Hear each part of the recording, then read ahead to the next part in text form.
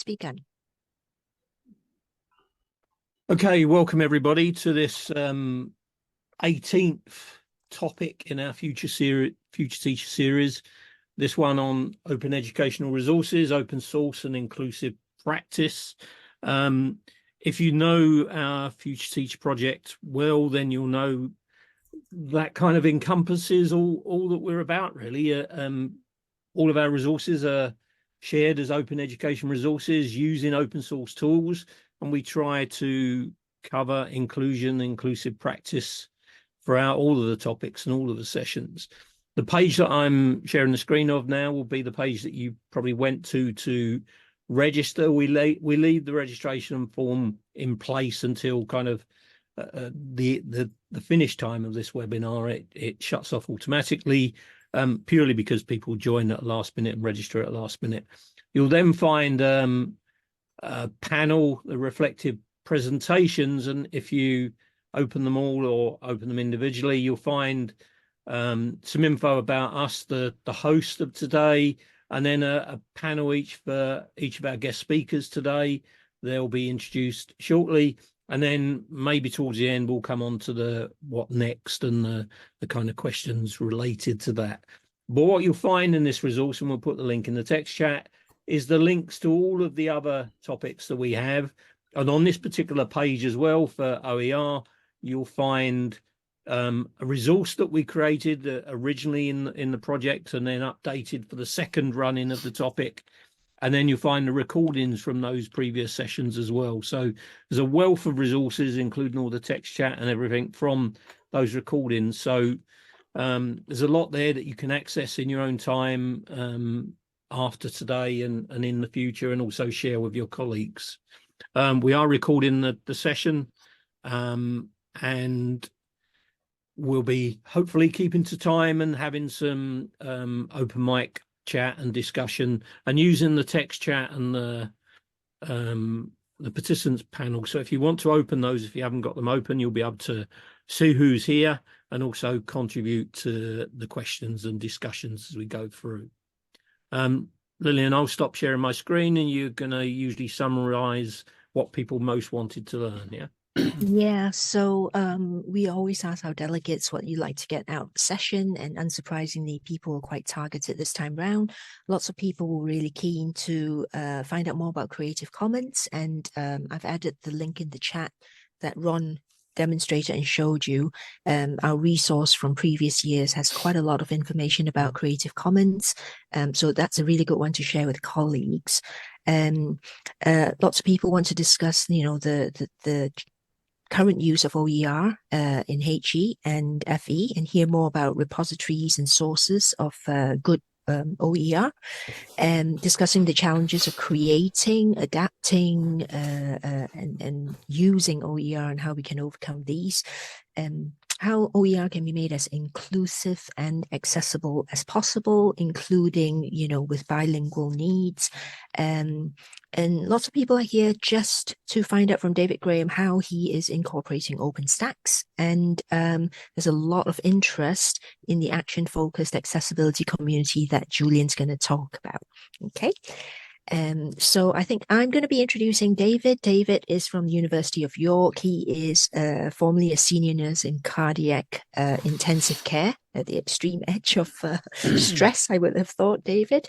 But we're lucky to have him as a senior lecturer in nursing now at the Uni of York. So he's going to be talking about his use of OpenStax. So over to David. Thank you very much. Right, let's do share screen.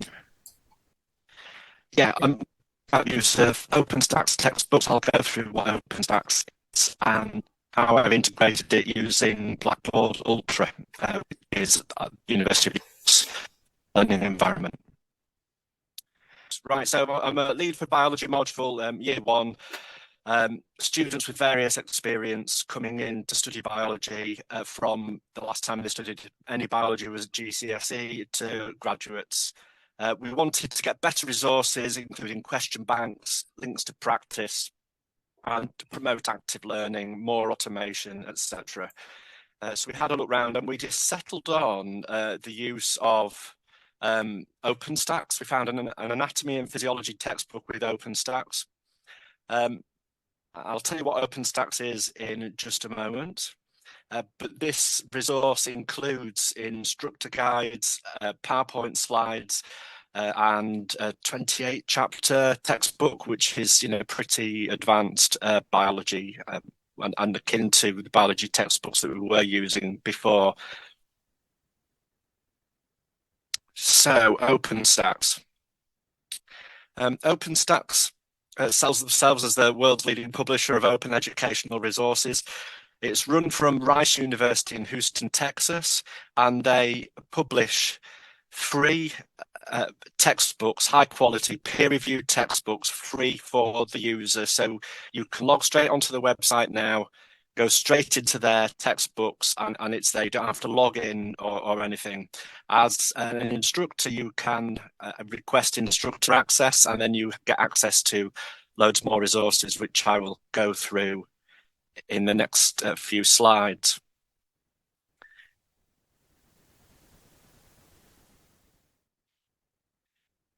So the links embedded in the anatomy and physiology textbook include advice on how to take notes, how to manage your time, and then this is a screenshot of the actual textbook itself, which is outlined in a really great table of contents, and each of the sections is linkable to from your VLE site.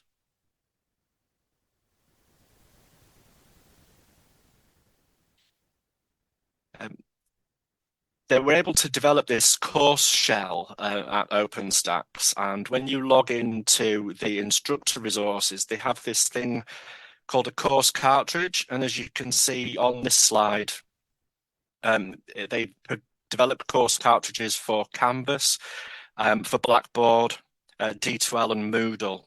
So I was able to download the Blackboard Ultra cartridge and load the entire textbook into, and links to the textbook into our VLE site. So this is what it looks like. This is a drop-down menu from the VLE site. And I'm just going to go through each of the sections there. So the instructor resources section has explanatory documents and links to various aspects of this particular textbook, and includes all the accessibility advice on there. The OpenStax is really accessible. It meets all the accessibility standards. The other thing you can do with it is use screen readers, and they work really well with OpenStax as well. That's that. Getting started with this course is a pre-populated area that is there to encourage students to navigate around the OpenStax textbook and also develop skills in learning. It also has the links to the College Success textbook, if you see at the bottom of the list there. So that's OpenStax's own study skills textbook. So you can link that through as well. OpenStax also has IT textbooks, textbooks on writing. I'm almost on commission from them. Everyone I've spoken to about OpenStax has kind of said, "What's the catch?" And so far, I can't find one. It has every single chapter of the book itemized in the VLE, and I'm going to show you on a future slide how I use that in my module on the VLE. And then finally, it's got a slide deck for every single chapter in the textbook. So this is an example slide from one of the PowerPoint slides. So the really high quality images. The really great thing about these images is when you import them into your own PowerPoint, you can remove the white background. So if you're trying to have like a pastel background for accessibility, really easily doable. Unlike a lot of the image resources from paid for textbooks, you end up with a bizarre little white edge around the image. The images from OpenStax are absolutely superb, and how they integrate with your own PowerPoint. So what I did with it, this is this sort of reading assignment bit. This is chapter 25 of the textbook. and it itemizes each section of that chapter. And then what we do is we write in italics afterwards what we want students to read. So we can actually go through the entire textbook and write next to it what we would like students to do. And the beauty of that is you can tailor it to students. So for example, on some sections, I'll write, this section's really interesting if you're developing your knowledge quickly, but if you're struggling at this level, perhaps go back to this other section and really understand this bit first. So you can have that narrative with your students and talk them through the use of the textbook. And it's worked really well. We've had some excellent feedback from students this year on the fact that we could do this. OpenStax links with OpenStax Allies. So the way that OpenStax works, it's a bit like Wikipedia. It's paid for through philanthropic donations and then donations from the people who use it. But it also takes donations from mainstream publishers who link with OpenStax. So for example, for anatomy and physiology, there are some online labs resources that are paid for, and they link through to the anatomy and physiology textbook, and it may be that a university department will pay for those online resources for the students because they've got the textbook for free. Just some stuff coming up at the moment for nursing specifically. There's this one project which is open nursing education and developing textbooks for nursing. There's a nursing shortage in the world. We need more nurses, and this project coming out from Texas is around developing open source resources for nursing, and OpenStax have just announced the publication over the next 6 months or so of 8 brand new nursing textbooks, which I'm absolutely chuffed to bits about, and hopefully we'll be able to use them in our programme. Okay, so I'll stop sharing. I think I've come to the end of what I was going to discuss, and I'll have a look and see if there's any questions.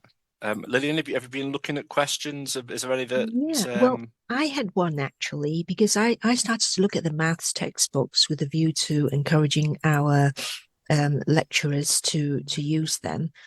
And I just wondered, how do you and your students cope with the American English and spelling? Yeah, I get that, and I remember that as a student and struggling with that. I think it's less of a problem now. I think the problem has reduced over time. Plus, students need to get used to it because there's a lot of research that comes out of the state. So, for example, the big one for me would be adrenaline versus epinephrine, which is the American term for adrenaline. But you need to know what epinephrine is. Because certain drugs arrive in that kind of packaging. So it's not a problem. It's actually an opportunity to open discussion about how English is used and that kind of thing. There were some questions there about the collection of data, student data. Yeah, I think I've answered that in the chat as well. Yeah, that I think a cartridge is... Lillian... Yeah, a cartridge is brought down and then you upload it to your VLE. So it's not connected to your source at all. It's whatever lives on your VLE. So any data is collected by your own VLE itself. Yeah. Technically, it could still be passing the data out. I don't think that's what they do.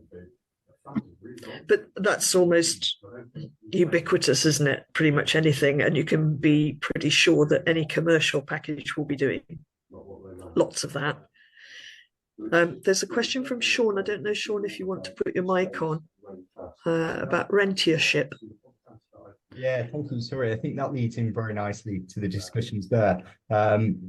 Like David, I'm also a senior lecturer in nursing, but lead on some of the kind of digital innovations within our kind of faculty, because our nursing program has been specifically validated with asynchronous components and asynchronous teaching.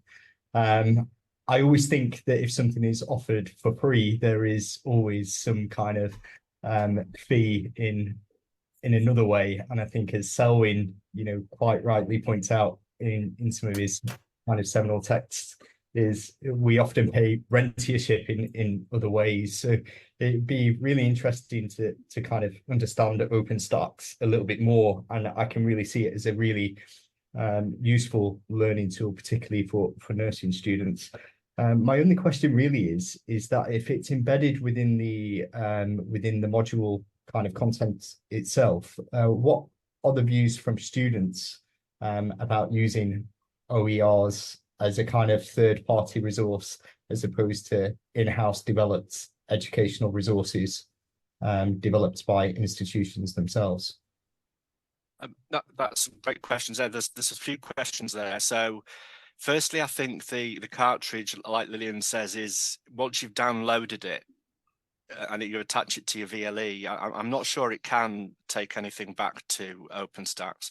OpenStax, I was on a webinar with them yesterday, and they assure us that they don't sell any of our data onward. The textbook is freely available without logging in at all. There are benefits to students logging in, and I guess they then get a certain amount more of data usage then. The benefits of logging in for students is that they can highlight text in the textbook, and that's kept for every time they then go back into the textbook. Students can also download the textbook as a PDF. So if they've got problems with internet access from home, they go to university, download the textbook, and they don't have problems anymore. A lot of the textbooks are also translated into other languages, including Spanish. I genuinely think it's a real philanthropic endeavour and an excellent endeavour that they're doing. I'm yet to find the catch. I feel the same way as you did, Sean. That there must be something here. I haven't spotted anything yet. Students, it's a textbook. There's an expectation they're going to be using textbooks. We've just gone from Ross and Wilson, which you'll probably know, Sean, and to Torah or Marieb, and we've gone over to this. We still keep Ross and Wilson on our reading list for students that find that a little bit more accessible, perhaps, than the OpenStax version. But no, students have been generally positive. I'm going to kind of draw this bit of the session to a conclusion now. It's been brilliant discussion. Carry on the discussion in the text chat as well. And thank you very much for keeping to time brilliantly there. We'll then go on. I think Sian is probably introducing our next speakers. Yes. Hi. The next speakers are Joanna Evans, who is the Development Officer with the Coleg Cymraeg Cenedlaethol, and my colleague Bethan Wyn-Jones, who is a Senior Learning Technologist in Bangor University, and they're going to talk about development of OER within the Coleg Cymraeg. Joanna is going to explain some background to the Coleg Cymraeg for people who are unfamiliar with it. I'm going to talk about a project that took place within the Coleg Cymraeg that Bethan and myself were seconded to. Bethan is going to be presenting. Okay, so over to Joanna, is going to share a slide. Okay, Joanna. And diolch. Let me just remember how to get rid of this floating control. You've done it. Okay, can everybody see my screen? Yep. Yeah. That's fine. Brilliant. So, hi, I'm Joanna Evans and I work at Coleg Cymraeg Cenedlaethol. Most of you probably won't be aware of who we are and what we do. Literally translated, it's called National Welsh College. So instead of me explaining our work, what I'm going to do is start with a short video which will summarise this for you. What is the Coleg Cymraeg? We are the Coleg Cymraeg Cenedlaethol. We work across all of Wales, creating opportunities for students to study and train in Welsh. We are not a traditional college with a specific campus, but instead, we work through our network of branches within colleges and universities across Wales. And we work with further education colleges, universities, apprenticeship providers, and employers. We develop opportunities to enable students to use the Welsh skills they have more confidently. Our work includes encouraging people to follow their courses and training at further education colleges, universities, and apprenticeship providers in Welsh or bilingually, offering scholarships to learners and students to study parts of their courses in Welsh, providing grants and collaborating with colleges and universities to develop Welsh medium modules and courses across a range of subjects, creating Welsh and bilingual learning resources to support lecturers and students, organising events to give students and learners opportunities to use their Welsh every day. We encourage everyone to use their Welsh language skills to create a bilingual workforce for the future and move closer to the Welsh Government's ambition of creating 1 million Welsh speakers by the year 2050. Coleg Cymraeg Cenedlaethol opens doors through education and training in Welsh.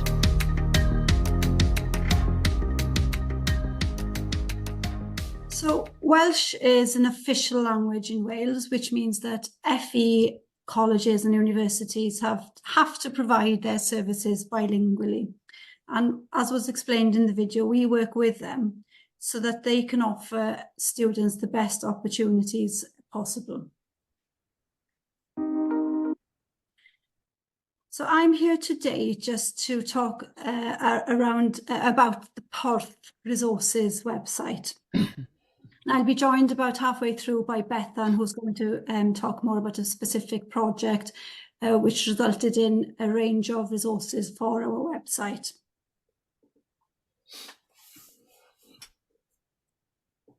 So this is just a quick screenshot of what the website looks like. But before I give you a better tour of the website, I'll just give you a bit of background. Before we developed the Porth, our range of resources were scattered across a range of learning platforms and websites.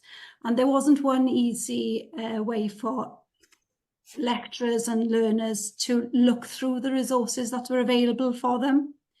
So one of the main aims we had was to develop one accessible platform to share Welsh medium and bilingual resources for the post-16 sectors. So Coleg Cymraeg commission resources that support Welsh medium provision across universities and colleges. So how do we decide which resources we need to develop? We mainly work through a network of subject panels, and these meet on a termly basis. And the panels include lecturers from Welsh universities and colleges. And these meetings allow us to identify needs across different subject areas. We also have a small grant scheme where lecturers can apply for grants up to the value of 2,500 that can be used to develop resources that they feel are needed within their subject areas. So apart from a small amount of content which can't be open due to copyright reasons, the majority of resources that we share through our Porth Resources website are open to all to use. Wherever possible, we do aim to develop resources under a Creative Commons license. The commercial potential for Welsh and bilingual resources is quite limited.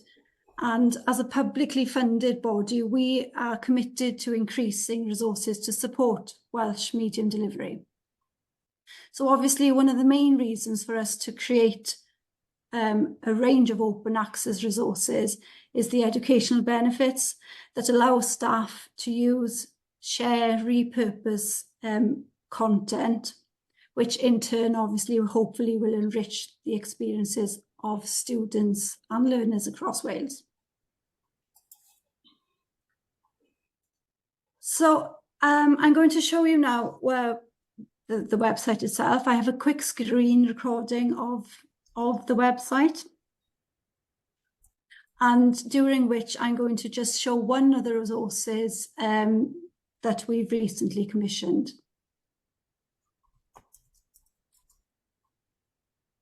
So the website itself can be navigated in both English and Welsh. And users can search for resources by keywords, by subjects, resource type, level, and tags. So in the recording, I've chosen the subject health and social care. And then the results will show us a tile option like this. I'm going to pause for a second. So each resource has a tile and a quick description of what would be inside. And this can be viewed by hovering over. Again, I'm going to just pause the screen to give you a bit of background about the resource that I'm showcasing here. So each resource has its own page, which includes a description. And below the description, we then share the links that allow the users to open the content. So for this resource here, we worked with Tinint, which is a digital agency, and Cardiff University staff to produce a language awareness resource for healthcare undergraduates across Wales. The workforce planning body requires all students on Welsh medium courses, or on Welsh courses, sorry, not Welsh medium courses, to study 10 hours in Welsh medium a year. And this resource can now fulfills that requirement. So it aims to explain why the Welsh language is important and why it's specifically important in a healthcare setting. And this encourages students to use whatever Welsh they do have. So as you can see, the content is available in both languages. Any videos or media that are part of the video will include Welsh, both English and Welsh captions. And the ability to toggle between both languages encourages learners and users to be able to practice their Welsh and become more confident in their use of the Welsh language. As you can see, when you click on a link, the content itself can be opened in the browser. However, we also share the video has stopped. We also share alternative versions. So within that list, there was a zip file of the SCORM content, which allows colleges and universities to be able to import the content into their local LMSs.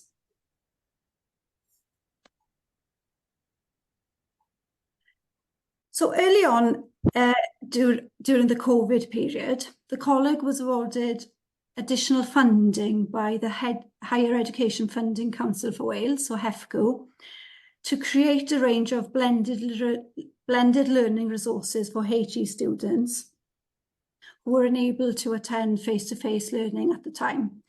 So this is the project that Bethan and Sian were involved with. So I'm now going to pass over to Bethan, who can talk a bit more about the project. Diolch, Joanna.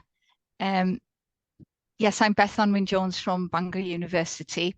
I'd just like to talk briefly about a project that Sian and myself were involved with, going back to kind of 2021-22. And the aim of the project was to create Welsh medium digital resources in 5 main subject areas. It was managed by the Coleg, but did have 44 lecturers from 9 institutions across Wales, higher education institutions. They were all contributing towards the project. Therefore, it was quite a large collaborative project. Diolch, Joanna. We used Xerte as the software package to create the resources.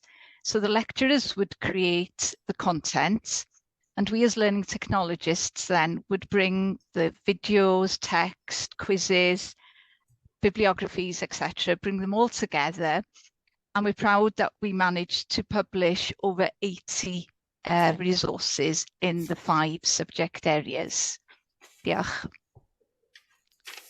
So the publication process involved the team of lecturers from the various institutions, with a coordinator for each subject area.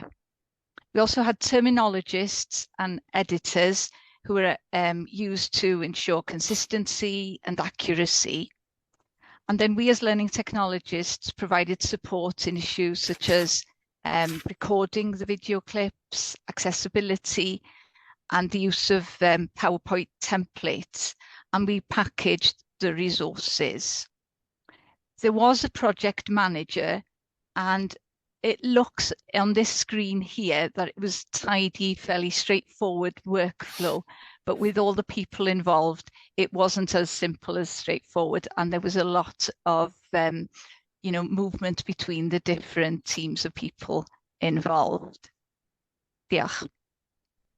So we used Teams as the collaborative tool to manage the project, and at the time, Teams was new to many, so we did have to provide support in using Teams, but we used it as the tool for our meetings and as a repository.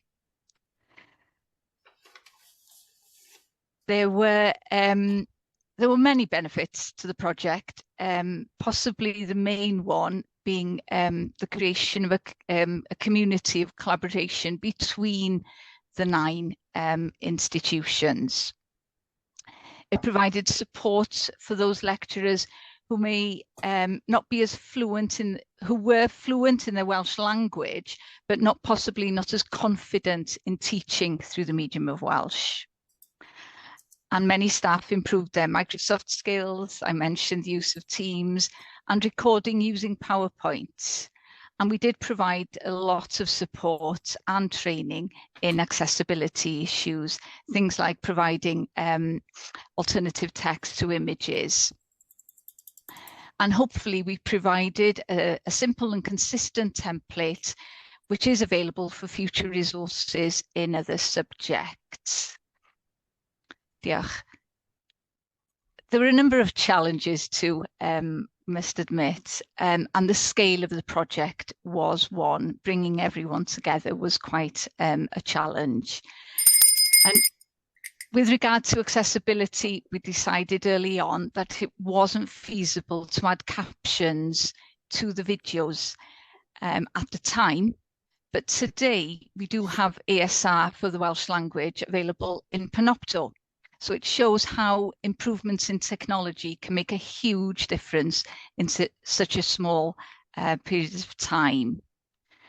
Getting everyone on board with templates, coordination, time management too, were issues we came across and we had to address.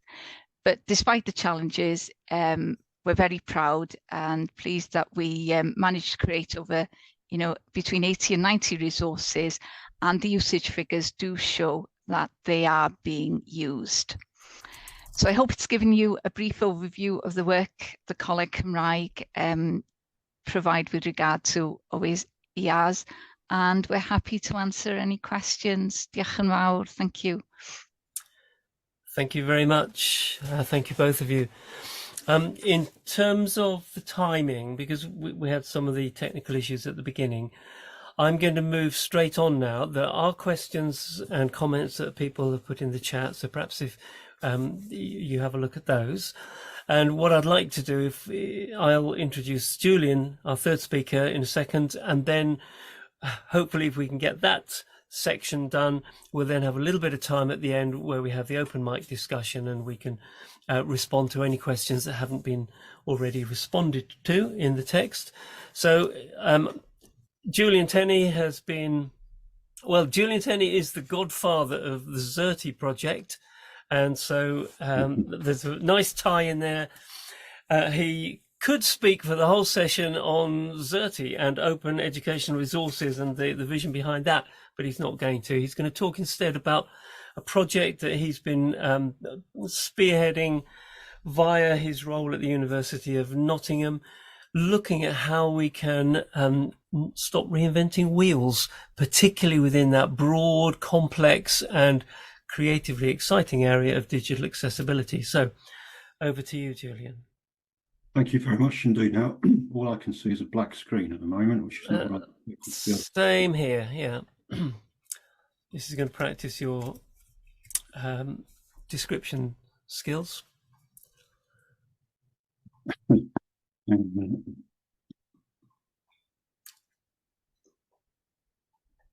you now see a PowerPoint? We do, yeah. It's just coming in now. Yeah, it's in edit mode at the moment. So, if you want to, right, again, we've had some issues with the University of Nottingham systems this morning, so connectivity has not been great, which is what might be happening. But now I see. It's there. Yep. Right. Okay. There was always going to be a bump. Thanks very much indeed.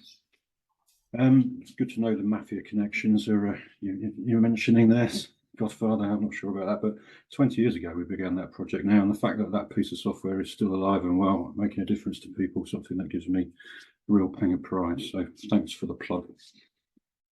This presentation is just to introduce myself. I'm Julian Tenney. I'm from the University of Nottingham, and I'm a learning technologist in media and video production. But for the last 18 months or so, I've been leading the work around digital accessibility in the teaching and learning space at the University of Nottingham.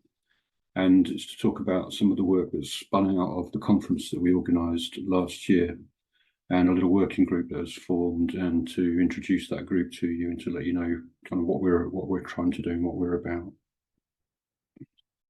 So we have a group of people that came together from the conference last year. We ran the Digital Accessibility 23 conference, and to my astonishment, we had nearly 300 people turn up for the day, which in my wildest dreams, I had no idea that we would get so much interest. And what we thought we were tapping into was a huge thirst for information, knowledge, expertise, shared experience, and so on across the sector around digital accessibility, which I've always thought remains a wicked problem for institutions, and particularly at the institutional level. So it was a really successful day. Following that, these people have sort of come together, and we've been having some conversations every month for the last 5-6 months. And we have formed a working group with a few sort of aims and objectives. And so what we want to do is to find and work with people across various institutions to provide a sector-wide view around digital accessibility. So when I got involved in all the digital accessibility work around 2 years, 18 months ago, I found myself looking for good examples. You know, how do you write an accessibility statement? What does a disproportionate burden claim look like, and that sort of thing, and finding it really quite difficult. And it strikes all of us in the group, actually, that the people are solving the same problems in different institutions.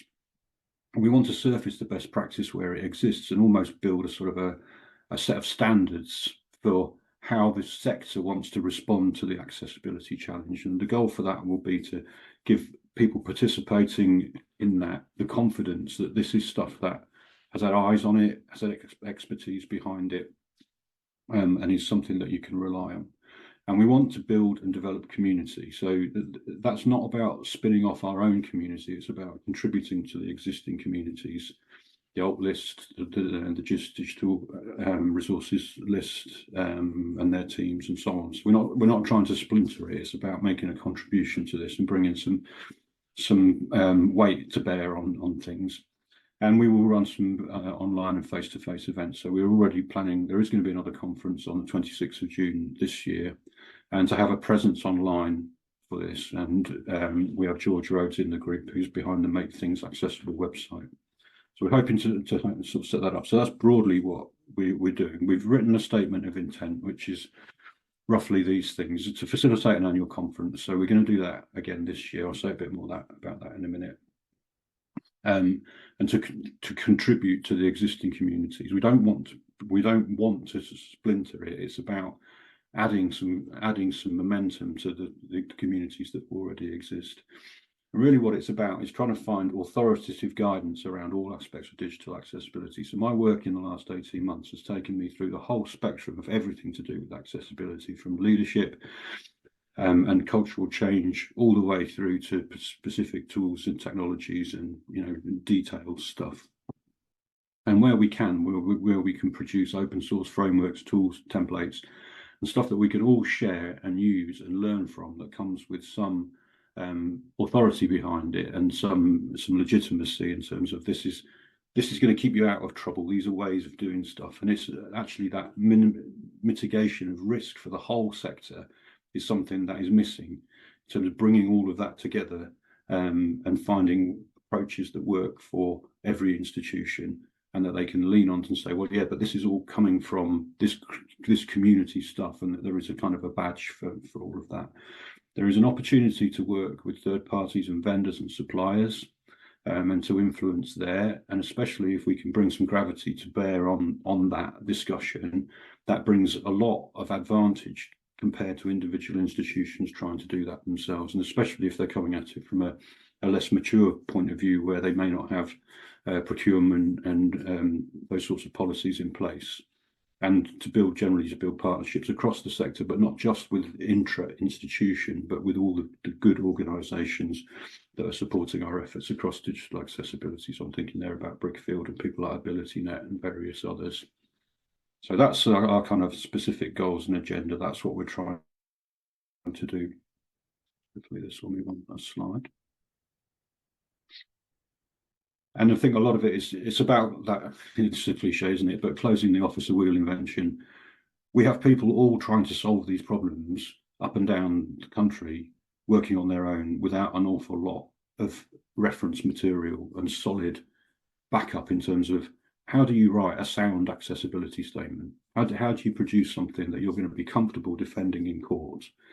What does a disproportionate burden claim look like? I've seen all sorts of those. I've seen some of the ones that do surface publicly.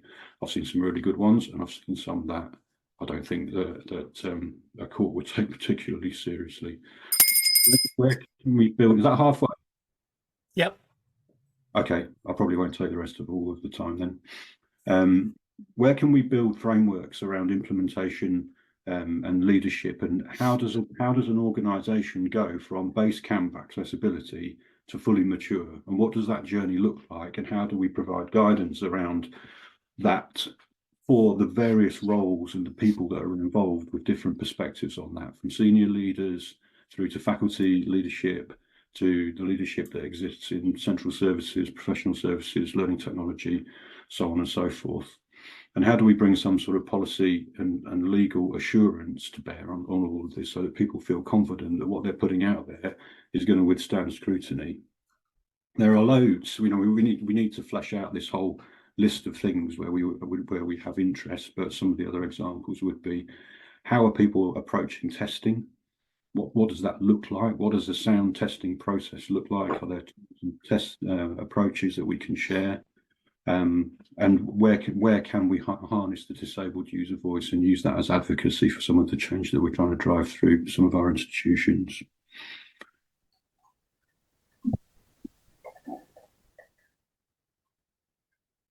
Yeah, so I said a little bit about it. We're not trying to splinter this. It's about contributing to the existing community. We want to set up some monthly meetings and webinars. We're going to run the annual conference, so that's our next major focus. Some of you will be thinking, great, how do I get involved in all of this stuff? And we don't know the answer to that, frankly, at the moment. But we have a core group of people. And if we invite all of you to join that core group, we're going to have a core group of people that's not going to function, because it'll have 164 people in it, and that's not going to work. So we need to think about how that works. But what I foresee, and I'm thinking aloud a little bit, if any of my fellow group members are here, they'll appreciate your thoughts. But we could run some open meetings and present and use the monthly sessions as a more open opportunity for people to come to the table and say, listen, in our institution, we are really struggling with X, Y, and Z, and that's where we would really like your help and input. And by harnessing all of that sort of contribution in terms of where people are stuck and what people want to be able to do, that will help us prioritise the work that we want to do and move things forward. So we have a page up about the national conference this year. So it'll be the 26th of June. You can see that links bit.ly DigAct24, very similar to the one for last year. So please do register your interest for that and begin promoting that across your institutions. Yeah, I'm sure we'll have another really good event. We know, and we have to acknowledge, that the finances are difficult across the sector at the moment, so we're not going to do it in person for various reasons. And what we're proposing to do is to run it as a little bit of a hub and spoke distributed conference. I've not come across this idea before, but I think it's a good one. So the idea would be that participating institutions would perhaps book 2 or 3 rooms, or however many tracks we've got for talks and presentations on the day, and run the event locally as you would for any other conference. There's huge value in bringing together the people across your institutions that are working on this, getting them all into one place to share a day of interesting, stimulating talks and content from people across the sector, and to get all of those people with those different perspectives in the same place and start to build your own local communities around digital accessibility. And you can see the work that is already on Make Things Accessible, which is where we intend to produce a much greater vehicle for our outputs. I think that's about it. So yeah, get involved. So watch this space, because we will communicate through the alt list, through the GISC list, and through the GISC Teams community. We'll just populate that stuff, and then you'll have the opportunity to get involved with that stuff. What I think would be good is the conference is underway, and that's happening. It's starting to get planned. We have a good template from last year to follow, so that don't see any particular difficulties with that. I like the idea of starting to run some open meetings on a monthly basis and start to bring that into a place where we can have a wider discussion around the table. So I think that is all that I have to say this afternoon. Thank you very much. You've actually ended 2 minutes early, but I love ringing my bell, so there's the bell anyway, just for the sake of it. Thank you. So thank you, Julian. Thank you to all our speakers. There's a range of different comments, questions in the chat already, but this is an opportunity now for us to be able to open up microphones if we want to, or carry on using the chat to ask questions to any of our speakers.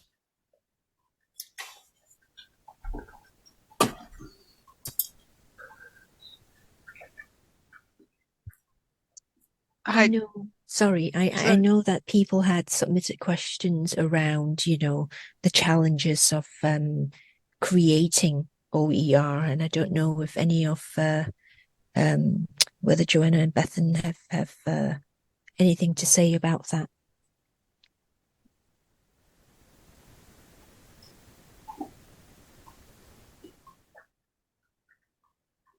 Was that particularly creating bilingual OERs, or just?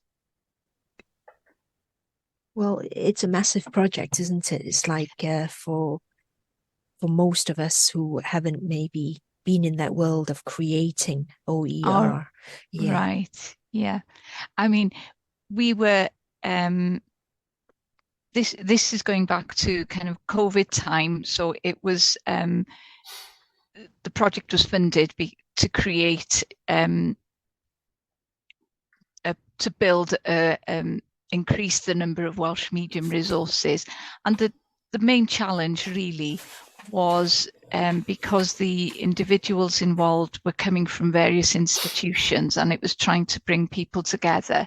And I think where there was a very good lead to that subject area, someone managing that project, and it made a huge difference. There was a lot of chasing about, and maybe trying to get people to use templates and to be consistent and to be accessible. There was a lot of training involved, but even when the resources were created, people were learning other tools in the meantime as well. So it wasn't just supporting to create one particular OER. They were gaining knowledge in a wide range of things too. Yeah. Sian.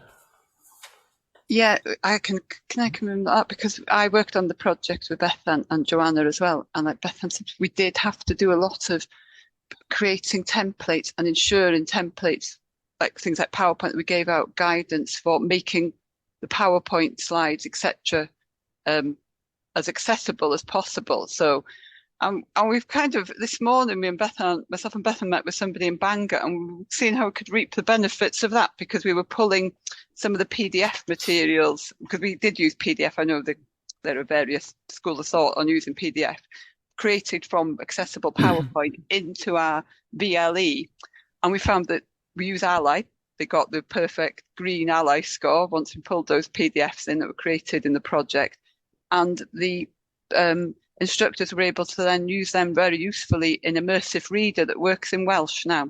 So, you know, we're reaping the benefits from having put some basic, very basic accessibility guidance into our creating our materials. Now, the caption, the thing with the video captions, that the video, the captioning videos was very problematic at that point. But in the Welsh medium, but with developments in automated speech recognition in packages. I mean, we use Panopto in Bangor, and that now starts us on the journey of making proper captioning in Welsh, because it does the ASR through the medium of Welsh, which isn't perfect, but it really cuts down the time scale involved in captioning videos correctly. So things are coming about, and we've looked at all the, you know, we've really been on a learning journey, I think, with accessibility and how you kind of mass produce OERs with Coleg Cymraeg. It's great. What was a really interesting point that several people have brought up in the text chat at various times was because OERs can be used at such scale because of their nature. They're free, so lots of people want to use them. If you get it right at the beginning, it's fantastic. You're benefiting lots and lots of people, including people you'll never know that you benefited. But that underlying thread of accessibility has come up in the OpenStax work. It's come up in the Xerte work that you've been using, and you know, the work that Julian's talking about, which is accessibility OERs almost, and that's a really strong thread. And I think OERs are a very powerful place to push the accessibility agenda and the inclusion agenda. Can I just add to that, that using Xerte as the tool, it took us a while to figure out how we were going to create these resources. But once we'd created a template within Xerte, we were able to use that very quickly to create a number of resources. Yeah. And it works in Welsh. Absolutely, yeah. So that with the question, we were able to set the language to Welsh, and the questions and things like that. It takes away a lot of the pressure, and things are coming out. New tools are coming out all the time that are improving. It's I'm quite optimistic about the rate of the way in which the Welsh language has been included in some new technologies. Yeah. Quick question for David before we get Ron to do the roundup bit, and then we have an informal chat for those of you that can stay on afterwards. David, there's a question from Heather about, is OpenStax only HE level, or does it go down to FE type levels as well? Yeah, it has high school level stuff as well. It says so on the textbooks. It's increasing all the time. The other thing you can do is go to the college level. So college level is university level in the States, is my understanding. Yeah. What you can do is download sections of the books.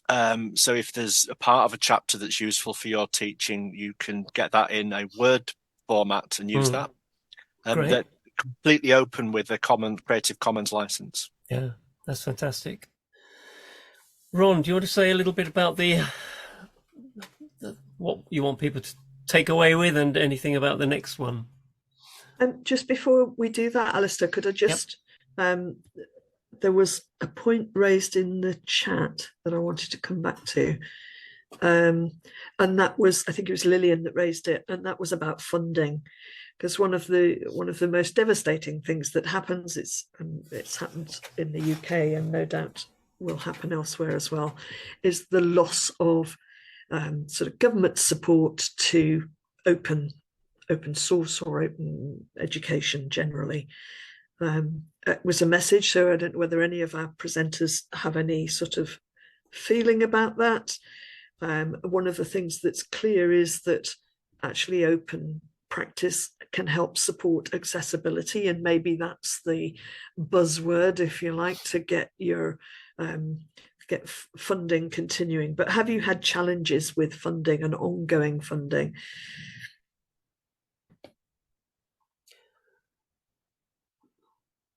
Can I let Ron just do his little bit? I think you've put something in the chat, but it's worth you doing that. And then if anybody has answers or questions to that, then pop it in the chat if you have to go at 2. Otherwise, hang on for a few minutes and we can talk more about that. Just want to make sure that Ron gets his chance in there.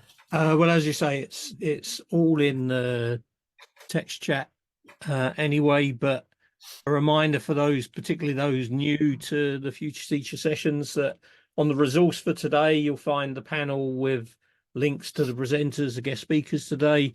There's this What Next panel, which will link to, for instance, our mailing list, which is a very low traffic mailing list. We encourage you to join. That's where we'll post announcements once the recording's available. There's a form for expressing interest in becoming a guest speaker on future sessions. I guess we'll also be sharing some information about the project that Julian has outlined. And so it's just an encouragement really to, don't finish today. There's a wealth of resource that you can access, both about today's topic and future topics and previous topics. And the other thing we'd like you to do before you leave is just put in the text chat what one thing you'll take away and do as a result of what you've seen and heard today. Eileen started us off already. Don't forget our LinkedIn group as well. Connect with us there. Yep. Eileen, I think, has the advantage of it's still morning, so she's, if I'm right, where Eileen is, and so probably the coffee is still keeping her going and keeping her active and alive. The rest of us have hit the lunchtime slump. So what one things? Quick reminder: next month, the last Thursday of the month is the day before Good Friday, where we suspect everybody's on holiday. So we're taking a break next month, and we'll be back in April. And we're going to be looking at learning analytics. I don't know if Lillian and Rosemary or anybody else wants to say a little bit about who we've got, because I know we've got some folk already. Yeah. We're aiming to get some students who have actually been creating these learning resources for other students and creating adaptive learning. I'm having a meeting with them tomorrow, so I'll find out more then.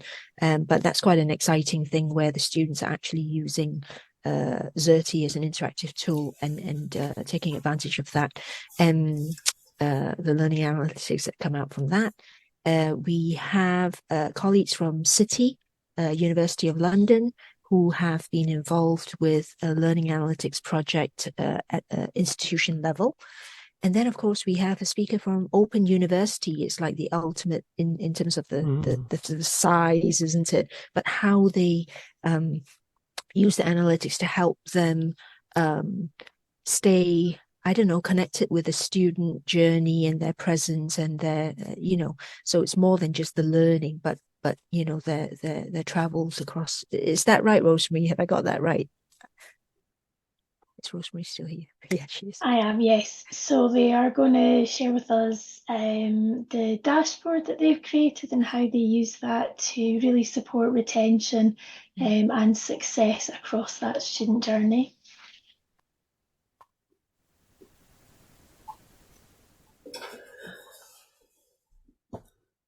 So coming back to the comment that Teresa was making earlier, has anybody got, if you're free to stay on now, we normally stay on for 5 or 10 minutes to have a chat with those that are able to. It's a nice informal opportunity. If you are able to stay on, we'd love you to do so.